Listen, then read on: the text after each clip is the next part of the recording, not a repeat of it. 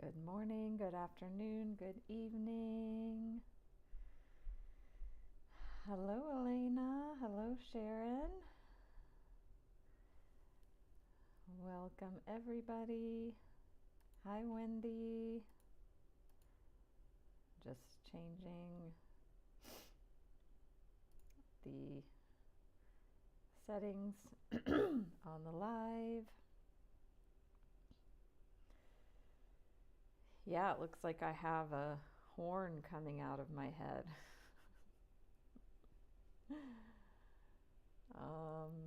And it's a thing behind me. This is the best place for the live.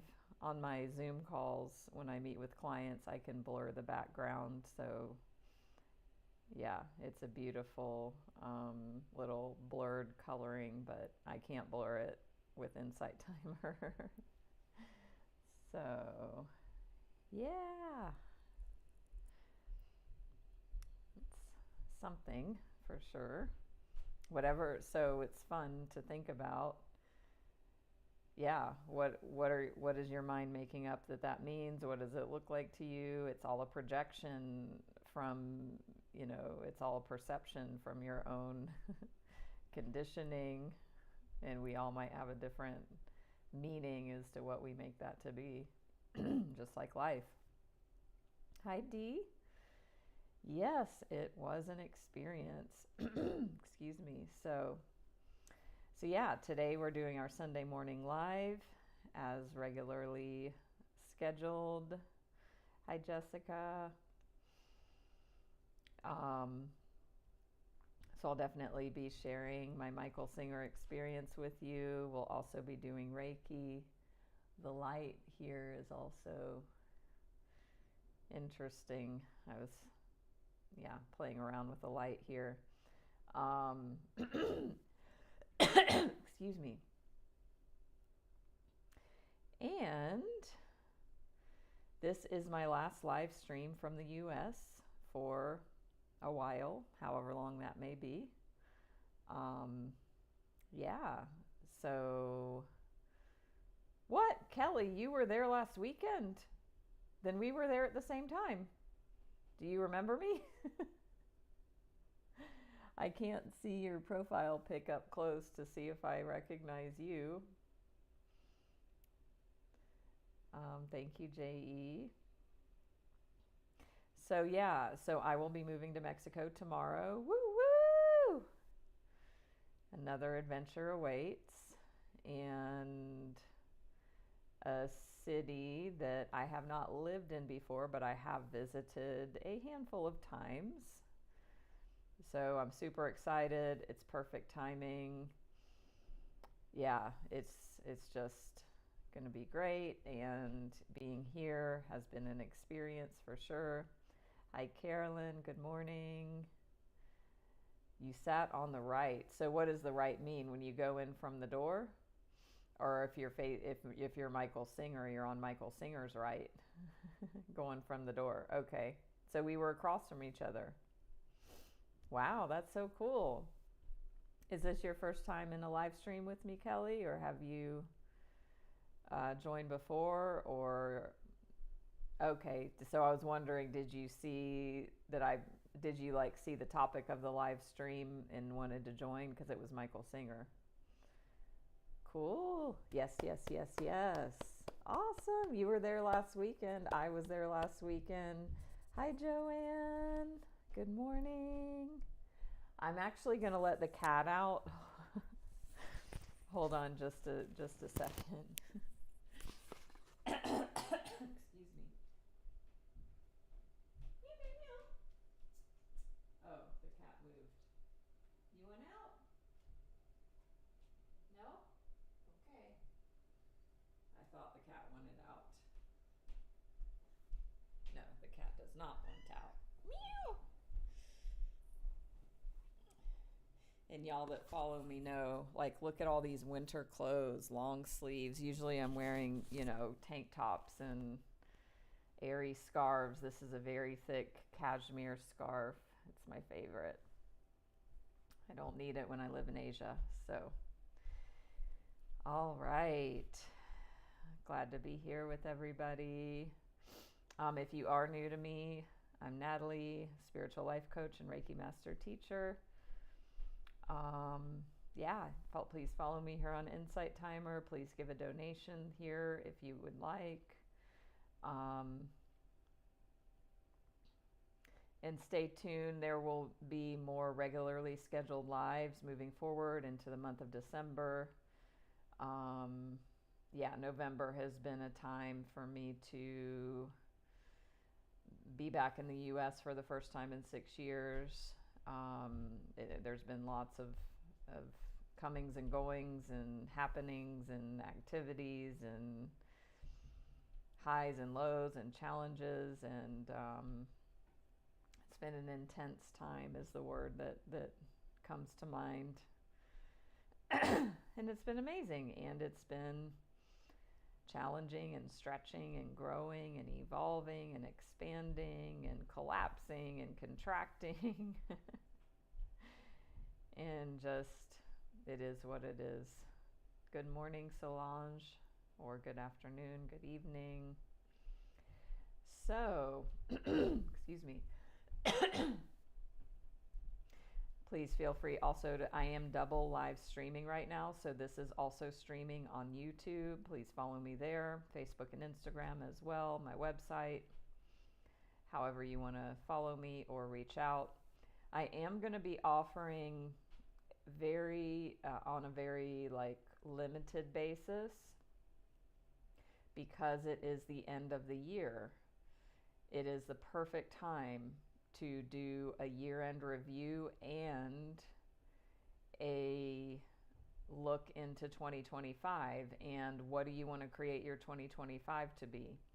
So if you've never had a session with me, feel free to reach out. I will be offering these on a limited basis. It will be a deep dive, powerful session into looking at areas of your life, what life is like currently, or what life's been like in 2024, and then what you want to create your 2025 to be. So send me a private message if that calls out to you. You know, there's a quote, by failing to plan, we are planning to fail. And not that I really believe in failure in that sense, but I like that. It's like, if I fail to plan, then,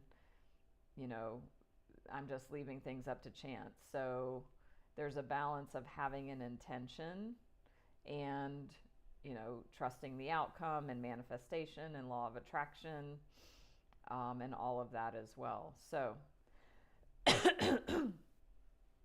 please reach out and schedule that. Thank you, Joanne.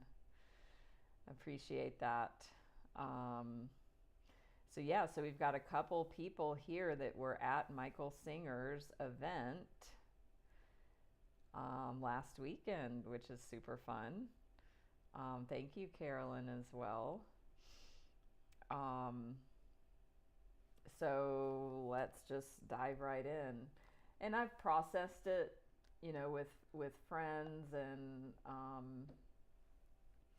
so if you do know me and you do follow me, you already know Michael Singer is, somebody that I talk about a lot. I bring his teachings into my live streams. I bring them into my life coaching. I bring them into my own life. He is, right now, for the past few years, my favorite spiritual teacher. So is there anybody here who does not know who Michael Singer is? If you're brave enough to say you don't know. Woo! Awesome. So I actually now have some visuals since I've been to his place. And Kelly, was it your first time there, or have you been there before? I'm curious. He is the author of The Untethered Soul, The Surrender Experiment, and Living Untethered, his newest book. So I saw these at his place, and I was like, I'm going to grab these and use these because I talk about him, and I'm like, get his books, and here they are. So many of you if you've been in the spiritual realm for a while, you have heard of the Untethered Soul. It's his most famous book. Secondarily, this is his memoir. And then this is his newest one, Living Untethered. So yeah, I've got these handy dandy visual aids now.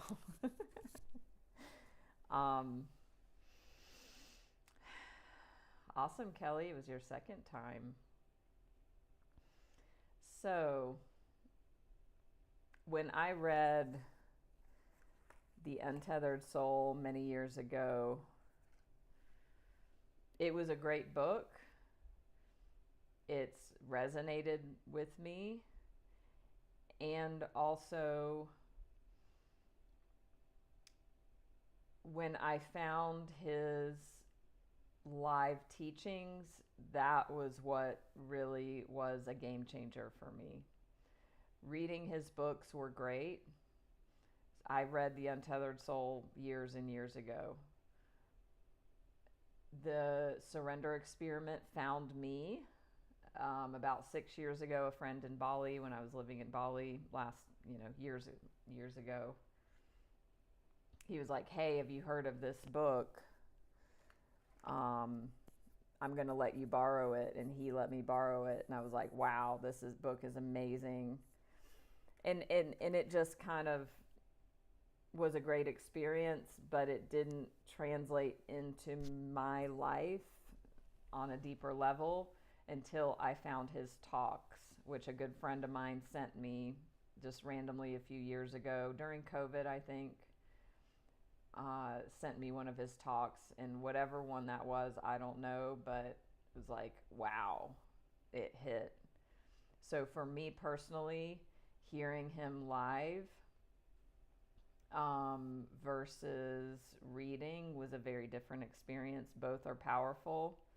The live transmissions, if you will, were very impactful. And the good news is he gives live talks 3 times a week, and they're uploaded onto his podcast, onto YouTube, and different channels. So if whatever your experience with him is, I invite you to experience him in different ways and see what you think. And I'm not here to influence or persuade anybody into his teachings. If they resonate, they resonate. If they don't, they don't. He's not everybody's cup of tea. I call him spiritual tough love. And Lisa, yes, he does not believe in manifestation because he believes in surrender. So he's very opinionated, and that's great. And so for me, I take what I like and I leave the rest. And I would encourage that for you. Take what you like and leave the rest with his teachings. For me, it all resonates. It all, and I say this all the time, spiritual, the deep spiritual teachings, they all fit together, like Eckhart Tolle and him and whoever else. It's like they're all saying very similar things, but with their own twist in their own way. And so his teachings hold up. Humility, he's very humble, and he is very accessible, and he's very down to earth. And he's very matter of fact, and like I said, spiritual tough love. He has compassion, but he doesn't tolerate bullshit or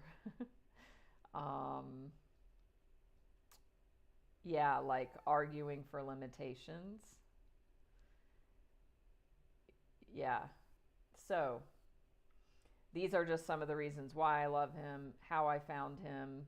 Would love to hear others if they have their own journey about that, if you want to share. I know some of you have found him through me in my live streams, and I'm just so grateful that I can be a conduit to pass on his teachings as well. Carolyn, I love him. I'm so glad. And let me know when you go to see him. I know you will. Yeah, so just to give a context about his life very briefly, he he didn't finish his PhD, so he's not officially like a PhD doctor, but he almost finished his degree in PhD in economics. And you need to read, if you care about his life story, read The Surrender Experiment. I love that I can do that now. But through, very long story, very short, he ended up being in the corporate world through a series of surrenders. I mean, his life was what he calls a surrender experiment.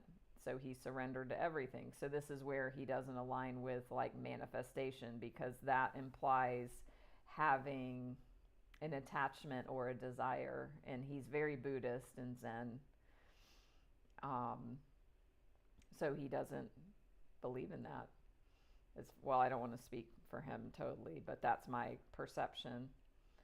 So he was very much in the corporate world. I'm sure he's a multimillionaire. He was on the board of WebMD, the website that most every American has gone to when they have had symptoms, health symptoms they've been afraid of. What is this? You will go to WebMD and see what it could mean. And somehow through the years of his evolving and his story, he started out, it was medical records software in the 80s, and it just led to being involved with WebMD, and then, spoiler alert, there was some embezzlement, some fraud, and he got framed for it, people on his board and him. So there was this huge federal case in the early 2000s that was years and years and millions of dollars. So to say all this to say, through all of this very real, very corporate, very, in the world experience, he stayed spiritual. And so that's what I love about him too. Is that he was in the world but not of the world. So it wasn't like he lived in India for 30 years or something. No, he was in very corporate America, and he was very spiritual, and is. But he's retired now. He actually is, getting up there in age, late 70s, I think now. So that's a bit about him and his life, and another reason why I respect him so much. So I've been in Asia for the past pretty much 6 years. And so whenever I made my plan to come back to the U.S. for a visit, I'm like, I've got to see Michael Singer. I mean, I'm in South Carolina. Florida, northern Florida is very accessible, very close by. So,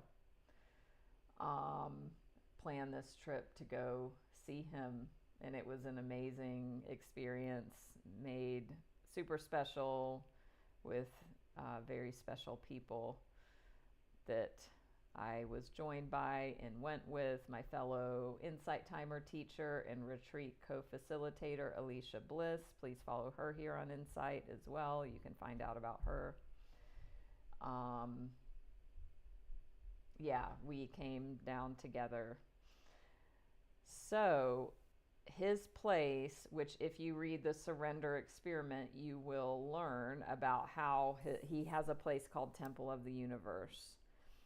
So it's basically his home, and it's a very cool story of how that evolved over the decades to where he has this land, and he, built his home, and he built this place for gathering. So I think he's given talks there for many, many, many, many years, and it's just like it grew up around him. So twice a day they do chanting and prayers, and 3 times a week he gives a spiritual talk.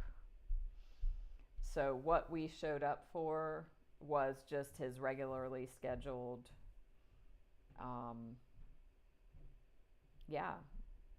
schedule. So we got to experience the chanting. So it's like Hindu chanting, Sanskrit chanting, and he's very accessible. So I had no idea how he interfaced with, people and things when you go there. I mean, he's very famous in certain circles, and I didn't know if, he would show up once a week or whatever, but the Airbnb we booked happened to be people that are followers of his and are there every day. So they were like, "Oh no, he's there. He's he's there every time." So basically what my understanding is that his, meetings twice a day in the morning and evening, it's his worship time and his spiritual time. And, it's just like, kind of like a temple where you go and chant twice a day. So he goes because that's his spiritual practice. And then he gives these talks. So, yeah. So I got to meet him the first night. And of course there was that like intimidation factor as far as, do I go up to him?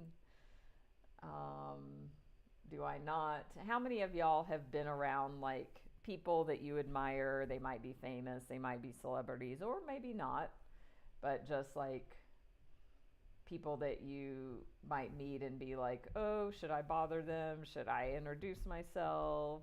Something like that. And how many of you that have done that have not said something and then regretted it later? Yeah, so I was like, I don't want to regret this all the time. Wow, Jessica. Hey, Ashley.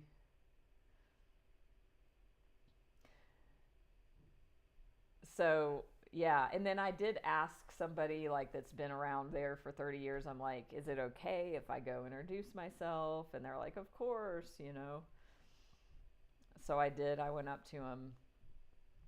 Actually, even now, I can't even really remember that, what I said or anything. Well, what I do remember is, okay, so this is funny, and I don't know. I feel a bit embarrassed, which embarrassment is always about other people's opinions. So I guess I care about your opinion. But also, who the fuck cares? Like, whatever. So how many of you that have followed me a while have heard me talk about singer sluts? I kind of haven't said it in a long while, but whenever I first started with Michael Singer and following him, and I had a couple girlfriends, and we were all like obsessed with Michael Singer together. So I coined this phrase very distastefully. But who cares? Like, then the other part of my mind is like, who fucking cares? Like, whatever. But yeah, so I started calling myself a singer slut. And it was like, who else is a singer slut? And I guess, like, if somebody's offended by that, bless your heart. And you're not, like, we won't vibe. Like, I'm not your person, honestly. And it's okay. I'm not everybody's cup of tea. Everybody is not everybody else's cup of tea. So, singer slut. So actually what I did was, I was like, after I met Michael Singer that first night, and we were like, whatever, everybody was saying goodbye. I was like, if I don't say this, I'm always going to wonder. And it's like, who cares? And if he is as spiritual as I know he is and what he says he is, then he's not going to freaking care. So I told him about singer sluts. And I just said, I said, can I tell you something funny? I'm a follower of yours, and there's a number of other, women, and you don't have to be a woman to be a slut, but whatever. I don't know how I even said it, but I was like, yeah, like I coined this phrase just for fun. Like, me and my friends, we call each other singer sluts. And he laughed, and or he was surprised. He was actually surprised. He was like, "Oh, like, oh wow," or "Oh my," or "Oh." But he just laughed, and it's like, okay, if a part of him were to have a reaction to that, then he gets to use all of his own teachings that he teaches to let go of a part that would have an opinion or be offended. But I would imagine, hopefully at this point in his journey, that he would just laugh. So, yeah. So I got to share about singer sluts to him. Anyway, so that was the first night. And then it was the next morning that it was Sunday morning that like he speaks. So if you want to go, definitely, and if you can plan it, his Sunday morning talk is more like he does them at, in the weeknights. But Sunday morning, I think, is like the most special, like the biggest time with the most people, kind of a traditional Sunday morning type of a service thing as far as like the energy, like of gathering. So I went to get coffee beforehand, and, just excited. I was with, my friend Alicia, and having coffee together, and then I get this text message, and it was very triggering. We'll just say that. I'm not going to go into the details of it because it's not about the details of the message, but just about what occurred within me when I received the text. It was like a couple back and forths. It was around family. I'll just leave it there at that. But it was, so Michael Singer talks about low-hanging fruit. So low-hanging fruit, if you don't know what that means in the context of his teachings, his teachings in a very, very simple way are just like surrender, don't have a preference, don't have an attachment, don't have a desire. Like that creates your suffering. So, your work is to work on the inside, and wherever there is a reaction, a preference, that you surrender to that. You relax, you release, you let go. I mean, that's his teachings in a few sentences. So low-hanging fruit is where you start practicing this releasing and relaxing. And low-hanging fruit is stuff you can't control, like the weather. It's too hot, it's too cold, it's raining, whatever, it's too sunny. We can't control the weather. So that's the perfect thing to start this surrendering, allowing, accepting, relaxing, and releasing. And traffic, he talks about traffic and weather, the two places you start. And you start with scales. You start like with, when you learn piano, you start with scales. You don't start with Beethoven. So you don't start relaxing and releasing around your childhood trauma. You start with traffic and weather, because it's simple. It's your scales. It's you practicing, and then you just start with that. So when this text thing happened and this information I received, it was not low-hanging fruit, meaning it had a deeper chart. I mean, it was family. Family is never, unless you're already evolved, family is never low-hanging fruit. So, but it wasn't like to the depths of like a horrible, huge trauma thing. So it was, I graded it as sort of a mid-level trigger, which, I hate that word nowadays. Everybody use it, but it was, whatever you want to call that, messenger. It was a mid-level messenger where it had a charge, it did have a depth, it did go back to, touch on deeper wounds and things from the past. But it wasn't like crazy ass horrible trauma or something. So I was angry. My reaction was anger to what was occurring. And I noticed, because I've been on this journey a while, I noticed the reaction, I noticed the response in the body. I was able to feel into the sensation of it. It was anger. It was hot. It felt red. It felt heat. It felt, like that heat that rises within with anger. I felt frustrated.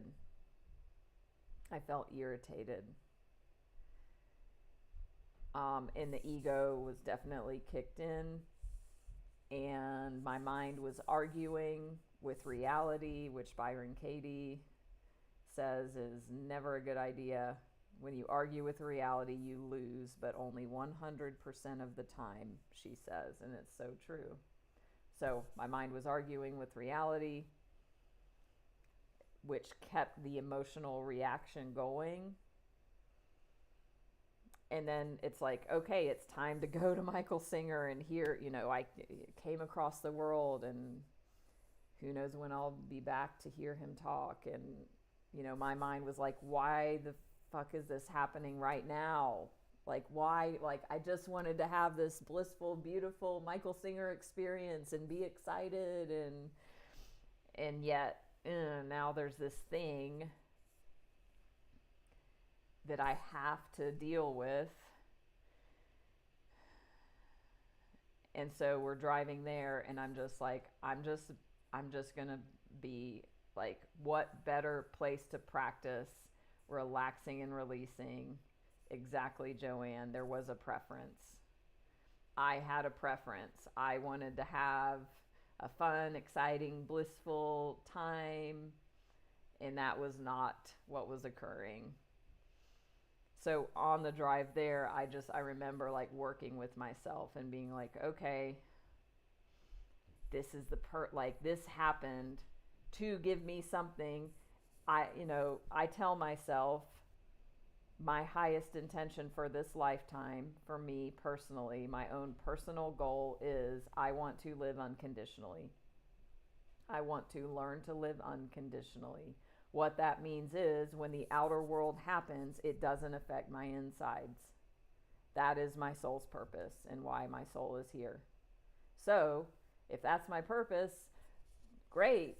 The universe, whatever, source, the world unfolding, here's a gift for you. Here's something that's triggering. It's not low-hanging fruit. It's got some depth to it. Here you go. You say you want evolution. You say you want expansion. You say you want to be free. Here's something to practice with on your way to Michael Singer. So I saw all that, and I was like, okay. And if you listen to him or listen to any spiritual teaching long enough, it will just start being in your mind. And so I could hear him, his voice in my head being like, throw it a party. One of my favorite things he says is like, throw it a party. Whenever the thing you don't like and you don't want happens or comes in, instead of resisting it and pushing it away and pushing it down, throw it a party, be glad it's here. And in his Surrender Experiment book, he gives a very big example of that, where and I think he talks about it in his talks, where he says he remembers the first time something came up or something occurred that was not preferred, that instead of him pushing it away, he was like, oh my God, this might be my only chance to release this samskara or this energy. I am going to, like, I might lose this chance to release this. It might never come again. I want to give it the respect. I want to give it the space. I want to throw it a party. It's a paradigm shift. And in his talk, labeled Give Up on the Old Way, which I have done a live stream on here, and it's in my replays in YouTube, or you can send a message, I'll share it with you. He talks about, really, the game is that our paradigm has to shift from I need something from the outside world to be okay, or I need something not to occur to be okay on the inside. That the old way is like working with the outside world. The new way is working with the inside. That whatever sensations, emotions are occurring in here has got to be the most important thing in your life. Not trying to manipulate and manage and control the outside world so that the inside feels okay. But whenever this comes in or doesn't come in, that we work with the inside. So that's the new way. And other teachers have said this. Yeah, because the only thing we can control first is, hold on, I'm plugging in the power cord, hopefully. There we go. Yeah, the only thing we can control is our internal response. So all of this was going through my head on the way to Michael Singer, and I was just doing my best. Like he says, come out of your mind, like come out of your thinking. You cannot think, like, because what happens, we get triggered, we have a reaction, our mind wants to fix it because we've given it that job, but the mind can't fix it. The mind can only work at that level. And if we're triggered in here, we're going to be thinking from that trigger, from the mind, from the ego, from the small self. It's never going to come up with a solution, or it's going to take a long time, and it's going to be it's just going to perpetuate the cycle. So I noticed my mind wanting to come in, argue with reality, argue like, why is this happening? Why did they do this? Why did they, blah, blah, blah. Why is this happening right now? It's like, okay, no. He says, come out of the mind. And then he says, the mind will say, but how long is it going to take until this clears? He says, none of your business. None of your business. So I thought that's like, it doesn't matter how long it takes. None of my business. Because it's not our business. Because all of these samskaras, all of these energies, whatever, have taken 13.8 billion years to unfold and get here. As he also says. So it's like, it's none of my business how long this takes to move through. And then then come into the heart. So I kept coming into the heart. There was this anger. There was this contraction. There was this constriction. There was this heat. And so I really had to work with myself on the way over there to just be like, to relax. And he says, you don't relax the energy, you relax around it. So I did my best to just, feel into, and I've worked with my energy a bit, so I have some practice. So relax around whatever that is. relax the body, relax around it, relax the heart. And when you start working with this, it's called like establishing your seat of consciousness. So there's this seat that's behind the personal self, and that's our, the I am, the experiencer, the oneness. That's behind this egoic personal self.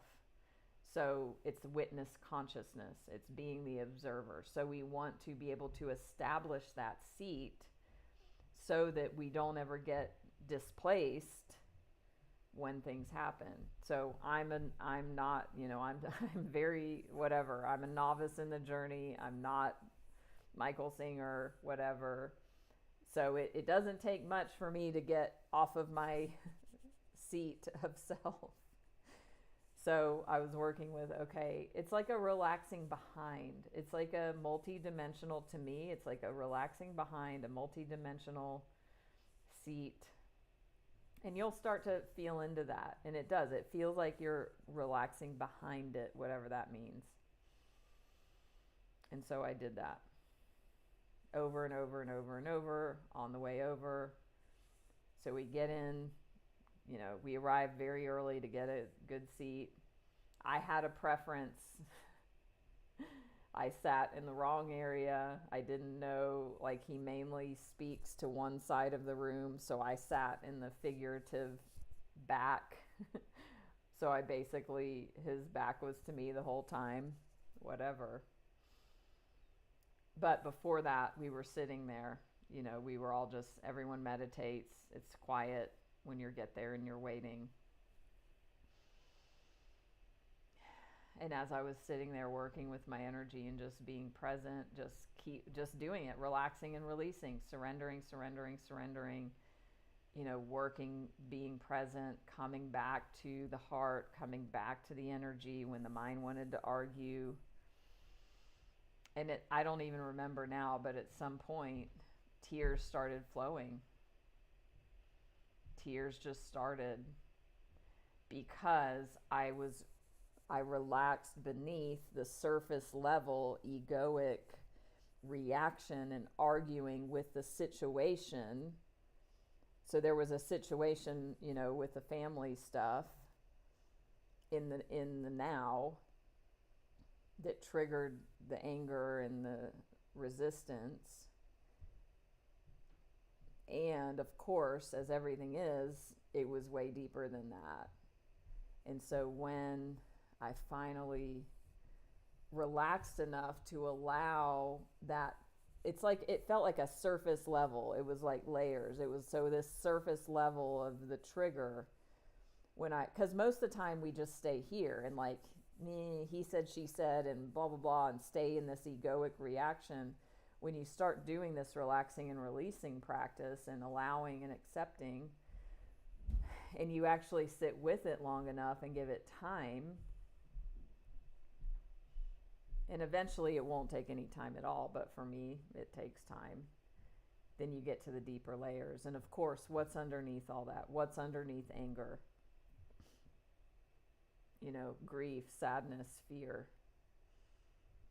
And so these emotions just started coming. And I just started weeping uncontrollably. I just started emoting. And I did it very expertly. I did it silently-ish. I know people around me likely, I didn't, but, I was, tears were streaming, whatever. I was weeping. I was bawling my eyes out, basically. And I just was like, this is the perfect place to do this. I am doing the work, doing the real work to free yourself, as one of his talks says. And I just over and over was just like, the mind comes in, oh, what are people going to think about this? Blah, blah, blah. It's like, no, like, if there's anywhere on the planet that it's okay, like it's okay for me to have this experience. It's here, and what a freaking blessing, like what a gift. So I just was basically the whole, you know, the whole time I just was in this release, because what he says is, you know, the world comes in, we push it away, or we cling to it. When we do that, the energy gets stored inside of ourselves. So basically anything that, quote, triggers us, touches on the stuff that's already here. So we want to give it respect. We want to give it space to be able to be experienced. All that these sensations and feelings want is to be experienced. So we are the witness and the observer of that experience. The thing is, we get lost in it because we're human. So when we can actually allow it to occur, it's like giving, it's like it's a spiritual experience because we're giving it the respect. It just wants to be, it doesn't want to be argued with. It doesn't want to be resisted. It just wants to come up. And so he says, if we push it down with pain, it's coming up with pain. So all of that was coming up with pain. Thanks, Carolyn. So when Michael Singer started his actual talk, it slowed down. You know, my mind was focused on his talk. Of course, it was amazing. And I had settled a bit, and I wasn't emoting. And then when the talk finished and we went outside, my heart was very tender. You know, it's like when you cut yourself, or even say you cut yourself and you put a Band-Aid on, and then it's like, oh, it's time for the Band-Aid to come off and for the wound to like breathe and get air. Like, you know, it's very tender for a while. Or like, even I cut my leg really bad a few months ago, and even though it was the skin was pink, like, ooh, it was still very tender. After this first release, it was still very tender. And so we went out, and I just was in that space of like, you know, deep release and tenderness and just presence and being. And then I was talking to some people afterwards. And then afterwards you go into this big circle in the field outside, and there's a blessing and like a sending a good energy to the world. And then there's tea, and Michael Singer goes and pours everybody a cup, and that was beautiful. And then, oh, here we go. So I bought this card deck, which I knew he had cards. And these are quotes from the book. So I bought these so we can use them in lives, and I can use them with my coaching clients. And woo, look at this. He signed it. 11/24/24. Woo! So very special gift. The ego's attached. Hi, Monica. So I wanted to thank him. So he signed it, of course. So I got to see him again, meet him, like see him one-on-one again. And I mean, I still was very tender in my emotions. And I just was thinking, like, I wanted to thank him. And so I started to say thank you, and I burst into tears. I burst into just weeping again. I mean, it was so, because, you know, once these samskaras, which are energetic impressions that if we don't let them pass through, they're stored inside. You know, it's like tender. It's like a tender place, and there still was more coming. So I just was like, thank you for everything, and I just started crying and crying and crying. And he bowed to me. I think he even put his hands on his heart and he just bowed his head. And to me, my mind interpreted that as like he's being with me in my experience and being like a holiness or a sacredness or an acknowledgement of that. I mean, I don't know. That's what my mind says. So, and then he said, just let go, like, because I'm just crying, and he's like, just let go, of course. And then he said, God wants you more than you want God. God wants you more than you want God.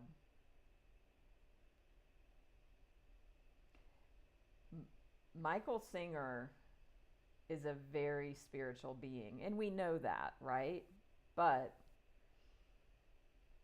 what you hear in the talks is like this transmission, and this is just my experience, but when we were doing the chanting, when we were doing the praying and the chanting, he is deeply spiritual and not of this world. That was my mind's conclusion.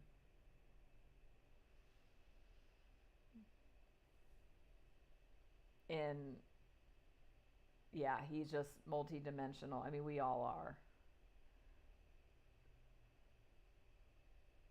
But I feel like he doesn't, that's more of like a private or more of a, he doesn't show that side out in the world. I mean, I could be making shit up, but that's just whatever. I hadn't experienced him in that deeper way until going there and seeing how he worshiped. And just, yeah. So that definitely came through. And yeah, him saying, God wants you more than you want God. And I just was crying, and I just said thank you. And of course I got photos, and I am making a little reel for social media. I wanted to wait until I had this whole month experience, but I should put it out today or tomorrow. I'm traveling to Mexico, whatever, in the next few days. So you'll see the pics with Michael. But yeah, after that, I just was like, I need to be alone for a while. Like, cause tears were it was just coming and coming and coming and coming. And I just was like, okay, this is what's happening. And so I went and I was with that, and then was with very special people, and, and also it's my experience for myself, and also it's good to get support, and also it's good to just be. And so I allowed that. And, my mind wanted to argue and be like, where's the bliss? Because it's theoretical and it's true, and I've experienced it myself, of these deep releases. At the end, after the release, usually there's bliss. But there wasn't bliss that day. I mean, I felt peace. I felt centered, like after and I still felt tender. So next morning was Monday morning. And oh my God, I can't even believe that seeing Michael Singer was only like this actually, oh my God, y'all. I'm just having a moment, because it's like I'm in Eastern time. It's 9:24 a.m. He was about to speak at 9:30. So like a week ago right now, I was having this first emotional release as we speak. But so the next morning at 6:30 a.m. was this chanting. It was a chanting of, who all knows the name of it, if you know. It's like the Sri Atma something. But basically it's Krishna speaking with his disciple, like right before Krishna dies. And it's this super long story, like message. Sri Atma Gita, maybe.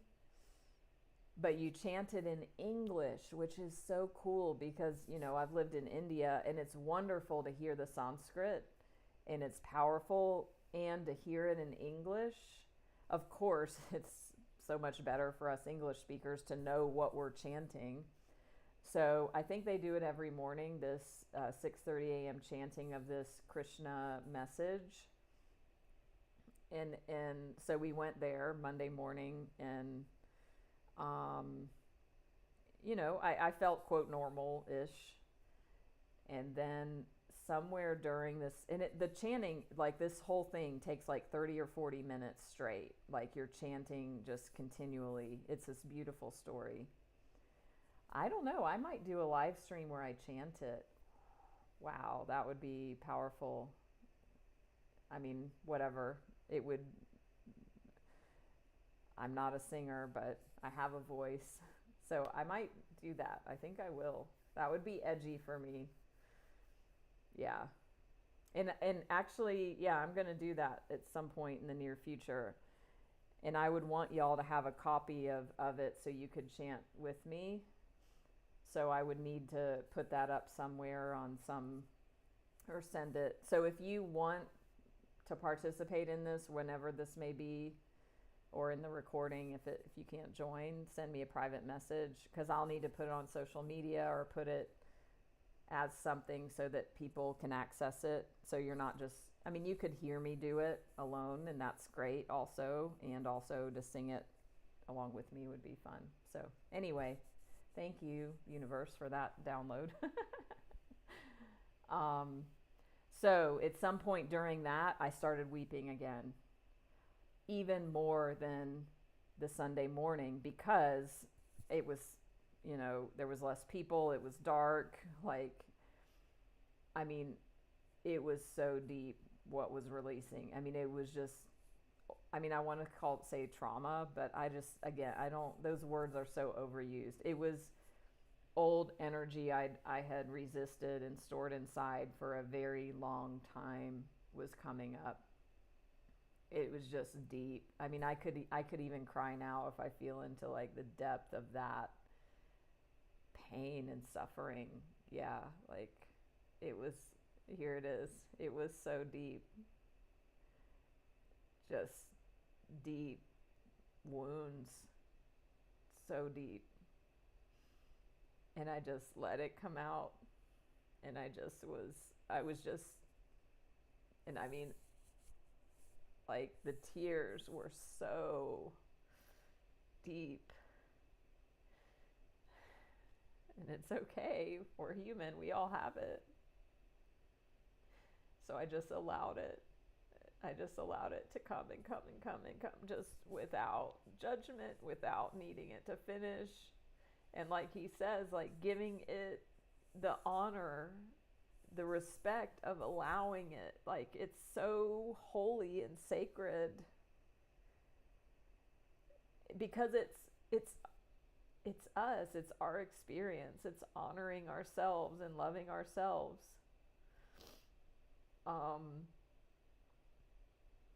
And I just allowed that, and I was just weeping uncontrollably. And this time it was really I wasn't trying to keep it in, because I didn't want to leave the room and miss Michael Singer's talk. I just allowed it to come.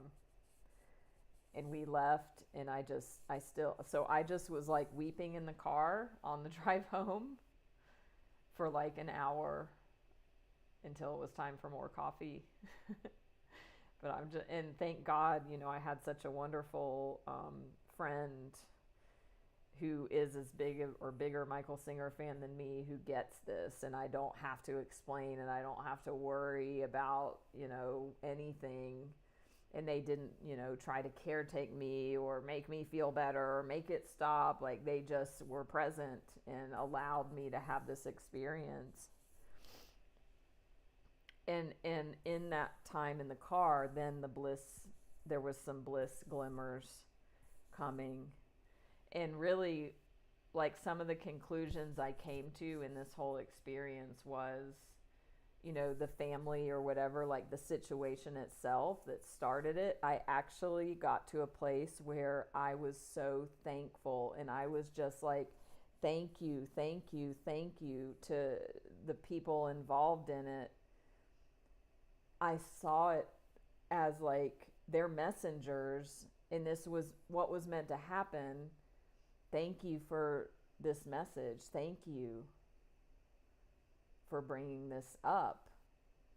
I mean, that was such a deep and profound, powerful experience. Like, it's still here. Like, I'll never forget it. And I wouldn't have forgotten it anyway. And if it would have just been fun and bliss and light, that would have been just as amazing. And this was the experience that I had. My mind says, like, it's because I have this deep desire to have this evolution, to live unconditionally, that it's like, okay, let's release this large samskara.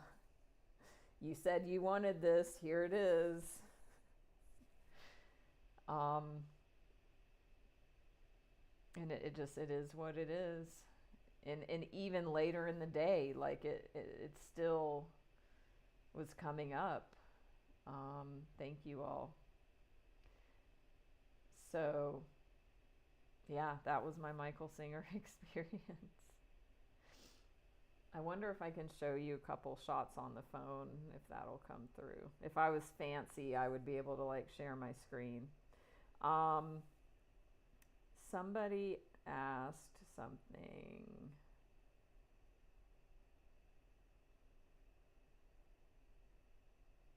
I forgot, but I see Monica's picture, or not picture, question. So it was at capacity, and the place is really small. His like worship building, and so really only about 100 people can even fit. And it was, yeah, it was packed. J.E. I did tell Michael Singer, I mentioned something that I shared his teachings or something like that, yes. So here is whenever he signed my cards, and I was crying and crying.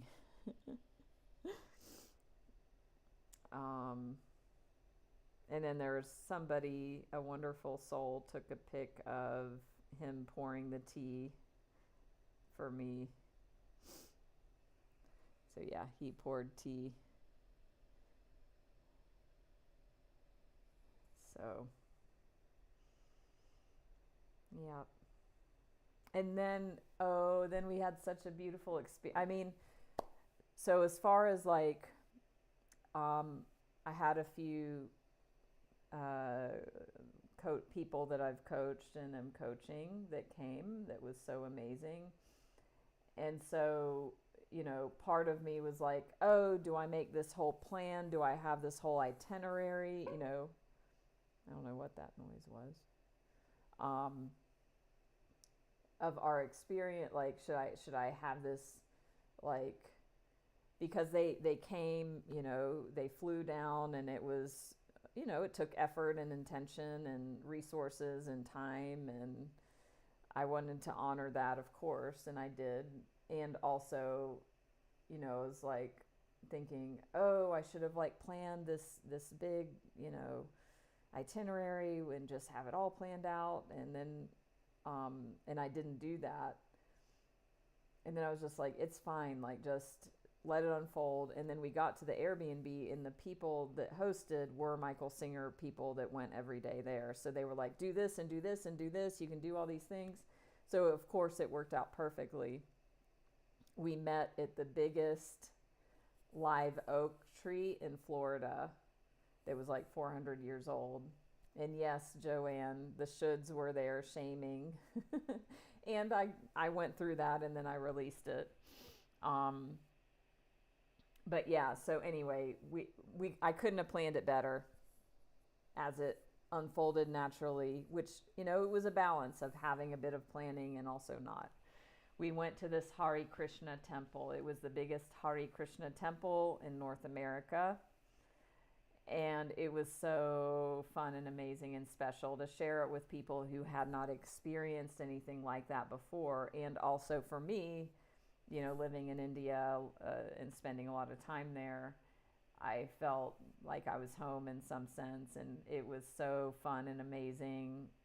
Has anybody been to, you know, Hare Krishna temple, or been around Hare Krishnas, or been around them chanting Hare Krishna? It's a very lively experience. Kelly, what is New Vrindavan? I don't even know what that is. I know Vrindavan is a city in India, right? Yeah, tell me about that. So it was so much fun. And also it was like a 50th anniversary at the temple that day. So, I mean, you just can't make this shit up. So it was amazing getting to be in the energy with the chanting. And then we had an oxen ride, or a cow ride with yoked cows. It was their first time. They'd trained them to do that.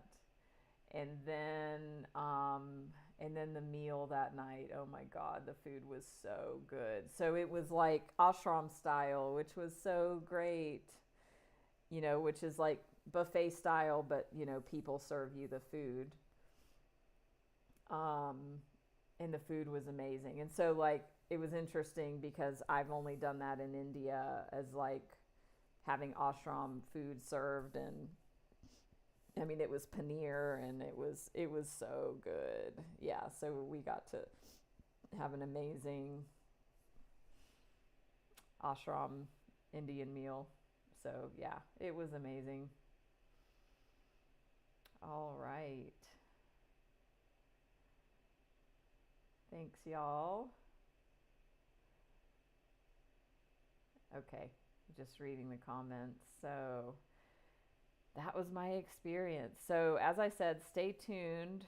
So I've been doing surrender circles, which is what I call the live streams with Michael Singer. And I've also done a Zoom one as well. And I may do that again. We'll see.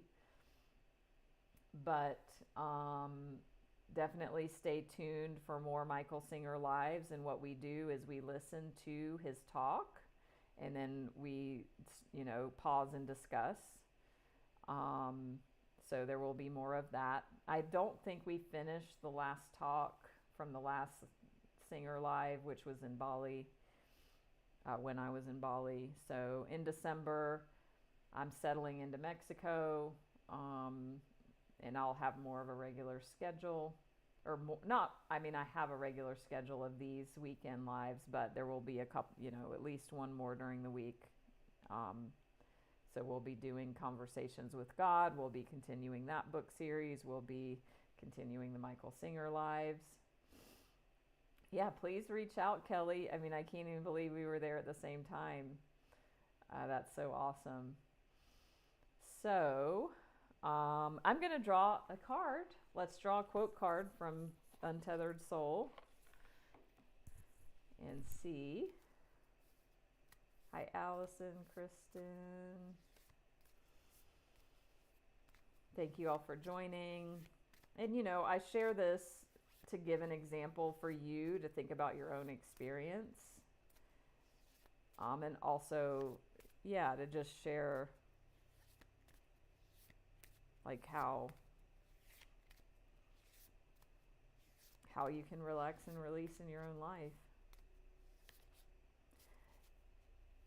Kristen, his place is a place to come and just go to the events that happen every day. You can stay just a few days, and then I think maybe there are people that might work there, you know, that have been coming for years and years and years. But it's not like an ashram. It's not like a destination where you can stay. No. But if you're in the know, you can. They might have very limited availability. Kind of like Ramana Maharshi's ashram, which I've been to a few times in India. You can stay like a max of 3 days, something like that. So this is awakening consciousness is the theme, and it says, so pause and take this in. The one inside who is aware that you are always talking to yourself about yourself is always silent. It is a doorway to the depths of your being. The one inside who is aware that you are always talking to yourself about yourself is always silent. It is a doorway to the depths of your being. So that's what I was talking about, the witness consciousness. The one who is aware that there is one always talking, that one is always silent. And that is the doorway to the depths of your being. If you want to read it.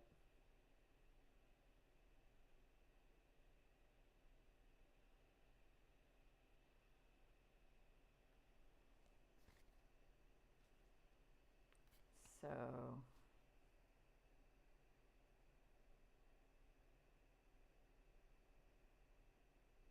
I'm also going to read this one at the bottom. What if consciousness were to remove its focus from your personal set of thoughts, your personal set of emotions, and your limited sensory input? Would you become untethered from the bonds of the personal self and be set free to explore beyond? So read that.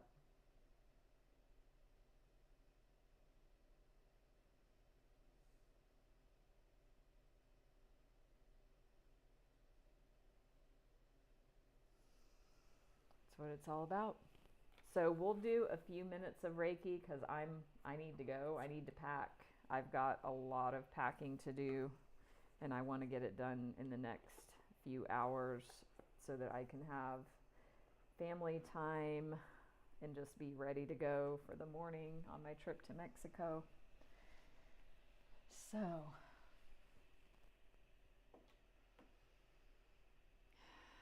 let's come into closed eyes together. Feeling your seat on the seat or laying, feeling your body wherever it is.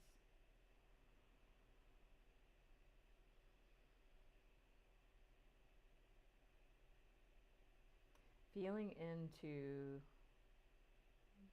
the awareness, consciousness behind your thoughts, your reactions, your personal self, feelings, emotions.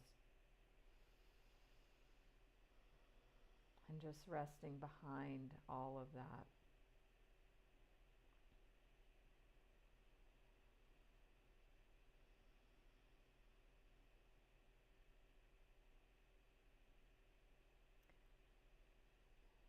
And just allowing the Reiki, allowing your higher self to draw it in, let it move in, through, and around you.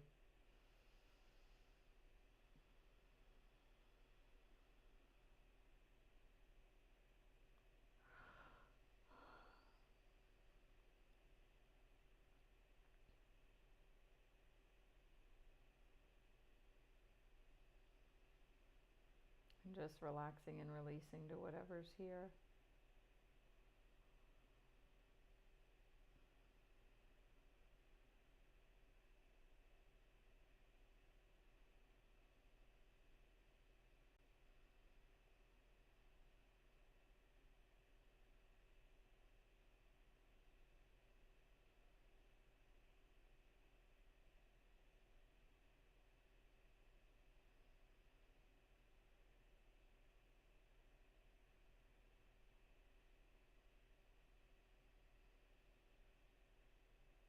And I will also recite an ancestral clearing prayer.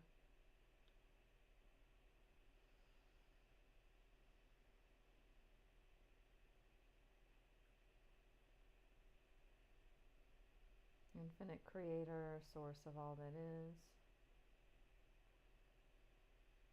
for everyone hearing my voice, for all of our family, all of our relationships, all of our ancestors, and all of their relationships through all relevant time, space, and dimension. For all hurts, wrongs, judgments, and burdens, physical, mental, emotional, spiritual, sexual, and financial, through thought, word, or deed. Please help us all forgive each other, forgive ourselves, forgive all people, and all people forgive us, completely and totally, please and thank you. For all suicide, incest, murder, rape, abortion, infidelity, and miscarriage, through thought, word, or deed, please help us all forgive each other, forgive ourselves, forgive all people, and all people forgive us, completely and totally, please and thank you. For all times we abandoned or were abandoned, withheld love or had love withheld, weren't nurtured, loved, supported, and cherished, and times we didn't nurture, love, support, or cherish others. For all let down in our lives and lineages. Please help us all forgive each other, forgive ourselves, forgive all people, and all people forgive us. Completely and totally, please and thank you. Please help us love and bless each other, love and bless ourselves. Be at peace with each other and at peace with ourselves, please and thank you, please and thank you, please and thank you.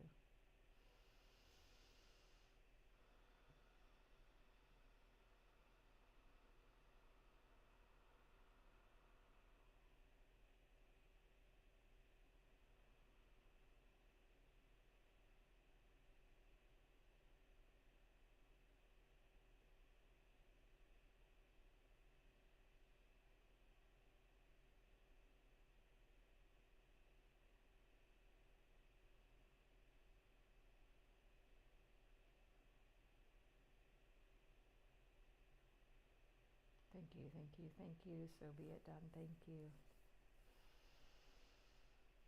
Thank you all. Don't forget to follow me here on Insight Timer. Give a donation if this was helpful. Follow me on YouTube, Facebook, Instagram. Check out my website. If you want to take advantage of my Visioning Deep Dive offer for reflecting on 2024, where you're at now, and what you want to create in your 2025, it will be a very powerful and beneficial experience. If you've never had a call with me before, there is no cost, it's a gift. No strings attached. Just a gift from the universe, from me to you, to guide you in what you want to create in 2025. It's a perfect time of year for that. Thank you. I will be in San Miguel de Allende. Does anybody know that city? Thank you, Serenity, for the donation. Don't forget to listen to my meditations here. The prayer that you just heard me say, I have on my tracks an Insight Timer. It's called the Master Prayer. I have a premium comprehensive abundance prayer as well. And you can check out all my meditations. I get at least 1,000 plays a month. So thank you all for listening and your reviews, your donations. Thank you. Oh, awesome, Monica. Thank you, Elena. I will schedule more live streams, so follow me and you'll be notified. Hi, Nancy.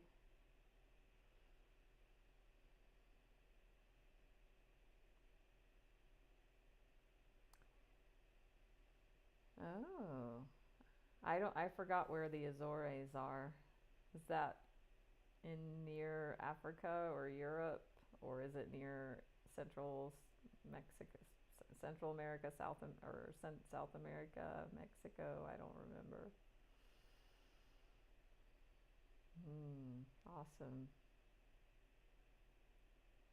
Yeah, I love San Miguel. Oh, I'll just briefly share because I want to.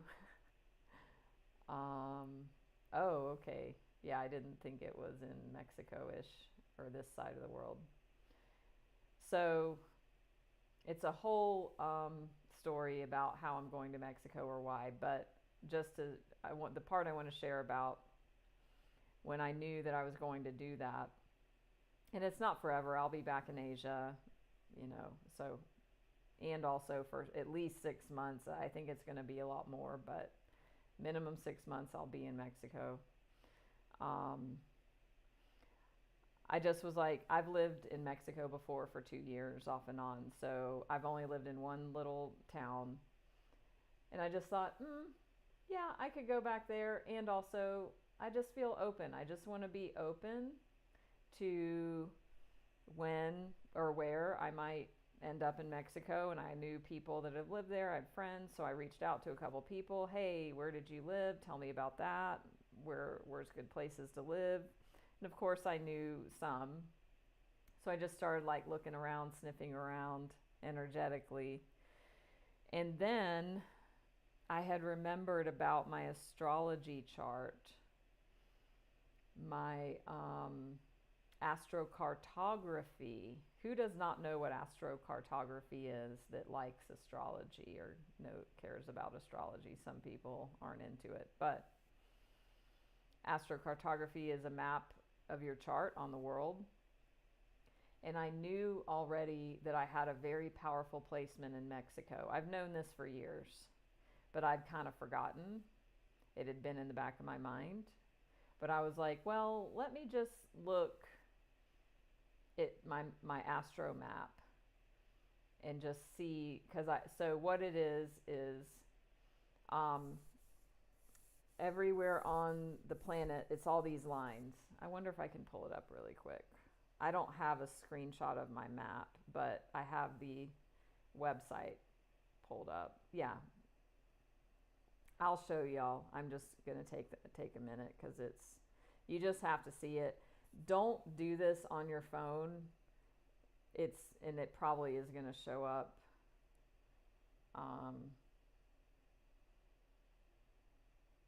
Wonky, but you'll get a sense of it.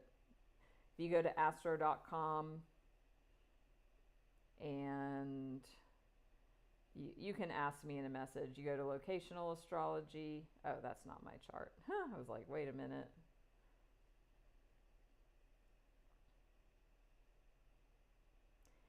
Yeah, San Miguel de Allende. Well, I'll show you because it's right here. But this, and this isn't, there you go. Can y'all see that? This is just, so the whole world looks like that, and everybody's chart's different. So there's going to be different lines and different ways. And, but see the circles? So this one circle with the red, that's my birthplace. So, and y'all that know this, like I have a freaking Pluto line over my birthplace. But so these other circles, like the green and the pink circle, so those are called zenith points. So the zenith points are the strongest energy of the line in the world on the map. Yes, Allison already saw it. So it's astro.com, and then there's a bunch of options. You might need to ask me in a private message about how to find it, but yeah, and you need to create it. It's all free. This is all free.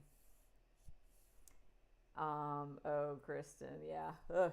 Actually, I've got through the whole freaking, I'll just show y'all. Anyway, I'm going to zoom in anyway because to show you. But my birthplace, Pluto line, all the way through the eastern United States. And so, yeah, it's been tough. That's why I left the U.S. Not why, but it makes sense. So, but look at Mexico. Look at Mexico. So I have my sun is the yellow line and the Venus is the green. They are conjunct in my birth chart. So because they're conjunct in my birth chart, they're right next to each other there. And the way the astro map is it's like, anyway, it's, if you don't know, it's not going to make much sense, but you have a career line, a family line, and all this. So these are career lines for me. It's called the midheaven.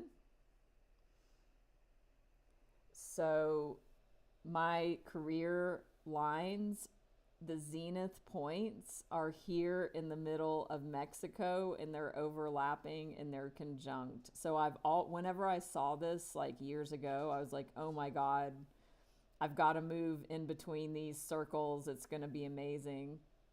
And when I lived in Mexico before, I was already living near the green circle. So what happened is that I remembered all that, and I'm like, well, let me see where that is again, and let me see about what's inside these circles. And then I think I was just zooming in, and I was like, oh, wow, yeah, San Miguel de Allende is inside the circle. And then I just was like, ooh, I just got like a intuitive hit, like San Miguel de Allende. And then I went into some Facebook groups to check about rentals. And immediately, like, it was so easy. Like, not immediate. Well, yeah, pretty immediately. Like, that day, I found a place. Like, it's very expensive and difficult to find a place in that city because everybody wants to live there. But it just fell into place. And San Miguel, I'll show y'all. Like, it's so crazy. See at the bottom of the green circle, it's right, half of the city is inside the green circle, and it's like right near the yellow as well. And even if you live within like 200 or 500 miles of the lines, you get the influence. So yeah, anyway, I'm moving there. I don't know, how long I'll stay. I'm sure, whatever, if I love it, etc. But yeah, I looked at other cities in that area, but it just didn't feel right. But when I saw that, I was like, ooh, that feels right.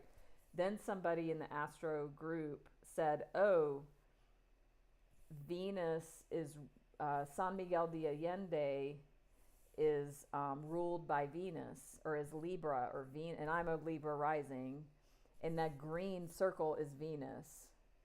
So I'm just like, I can't even wait, and it's going to be mind-blowing whatever happens there. And I'm already feeling it's a very creative city. They have the very famous San Miguel Writers Conference that I've been to before. I've been to 2 writers conferences there, and I'm a writer, I'm a Gemini, so I'm just like, I feel like this writing creativity is already coming back. And, the reason I'm going to live on this side of the world is I enrolled in this coaching school, and that's about my business, and I'm moving on these lines, like, so yeah. Anyway, that's that. Allison, cool, on a Zillow notification. Kelly, Gemini rising. Yeah, so Gemini sun. So I'm a Gem sun, Sag moon, Libra rising. And sun conjunct Venus. So, all right. Ooh, Kelly, we're like almost triplets. Cool. Definitely reach out if you feel called. So I get packing. I will see y'all in Mexico. First, I'm going to a bigger city for a week to see how it feels to maybe live there, because that was my first idea. So I'm like, well, I'll just check it out for a week. Although I've got this place monthly in San Miguel, but yeah. So next week, I'll be joining live from Carretero, and then I'll be in San Miguel. So see you, buenas, hasta luego. See you in Mexico. Thank you. Much love. Bye-bye.